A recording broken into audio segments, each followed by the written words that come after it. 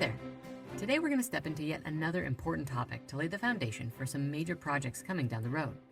This topic is called the Kabbalah, which is commonly titled the Tree of Life. While many have heard about it, there are only a few who truly understand what it represents. Even then, the real adepts of the Kabbalah know that the amount of information derived from this ancient teaching is actually one of infinite depth.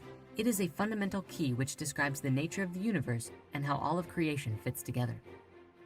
In the words of Dion Fortune, the curious symbol system known to us as the Tree of Life is an attempt to reduce to diagrammatic form every force and factor in the manifested universe and the soul of man, to correlate them one to another and reveal them spread out as on a map so that the relative positions of each unit can be seen and the relations between them traced. In brief, the Tree of Life is a compendium of science, psychology, philosophy, and theology. The journey into understanding the Tree of Life can begin in many ways, and so today we will look at an overview of this system from an extremely basic perspective in order to bring clarity and awareness to what it is and how it works. From there, we will deepen our discussion with greater details of all of the various compartments of this mystical system.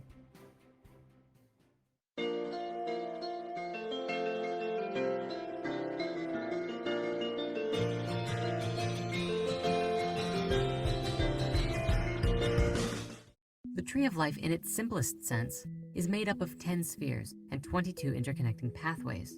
These are often added together and described as the 32 paths of the Tree of Life. The 10 spheres are actually called Sephiroth. No, not that Sephiroth. These spheres represent successive divine emanations or outpourings of energy in the continuous flow and evolution of the universe. They are numbered 1 through 10, each of which holds the numerological correspondence that you might expect when studying numerology. Each Sephiroth represents a unique perspective of divine power, and by our awareness of them, we can gain insights from each level to help us on our spiritual journey. Balance among the Sephiroth is of paramount importance, as each positive energy will turn negative when taken to an unbalanced extreme. Each of the Sephira are reflected within all levels of the universe, both in the microcosm, such as within our bodies, and the macrocosm, when observing all of creation as a part of a greater whole. Now, the 22 pathways, which lay in between these 10 Sephiroth, are each associated with the 22 letters of the Hebrew alphabet, and also the 22 major arcana in the Tarot. Each one holds a deep spiritual message. When they are all in harmony together, they describe that all things from heaven and earth are fully united in one, even when we perceive them to be otherwise. Where the Sephiroth represent divine powers, the pathways are the channel of energy between them, the journey, obstacles, and rewards for moving towards the next Sephiroth. These energies are all found within us, and if we are open to it, we consciously take part in the wisdom and understanding moving throughout this tree. By coming to understand these pathways, which is also called pathworking, we begin to harmonize and balance the internal and external worlds of ourselves.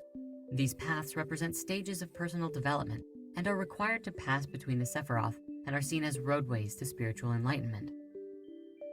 In addition to the Sephiroth and the pathways, there are several other key ingredients to understand about the tree. The Tree of Life is largely based on the principle of 3 unique forces working together. For instance, male, female, and child. You can also look at it simply as the polarity between the 2 extremes, and then the balance in the middle. The tree has 3 pillars, which are the pillar of severity, the pillar of mercy, and the pillar of equilibrium. The left side is the yin, and the right side is the yang, one of which is principally formative and constricting in nature, and the other of which is expansive and illuminating in nature. The central pillar is the harmonization and balancer of all of these polarities. The tree also has 3 triangles. The supernal triangle is made up of the top 3 Sephira and represent the 3 states of God, the supreme oneness from which all things emerge, the divine masculine and the divine feminine emanations which go on to create all things. The central triangle is called the abstract or ethical triangle, which is the level of the soul, or the part of us which experiences infinite lifetimes and continues to evolve our spirit beyond the understanding of our physical existence.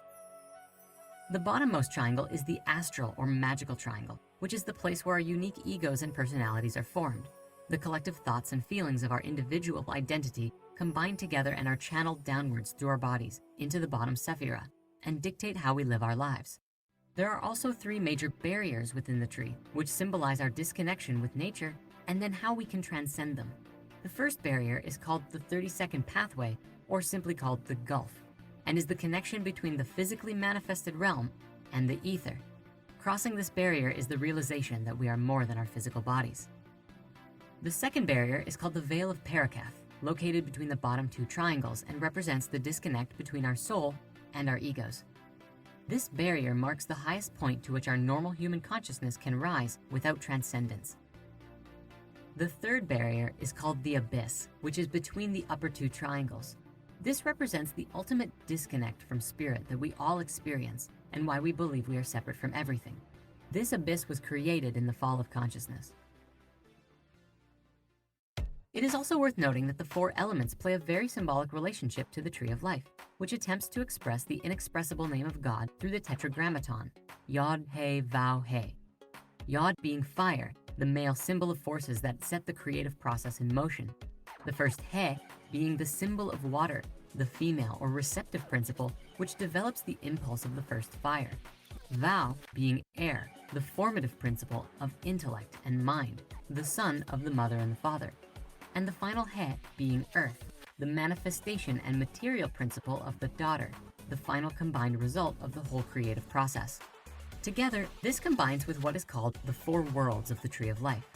The four worlds can be depicted in several ways, depending on the varying esoteric practices.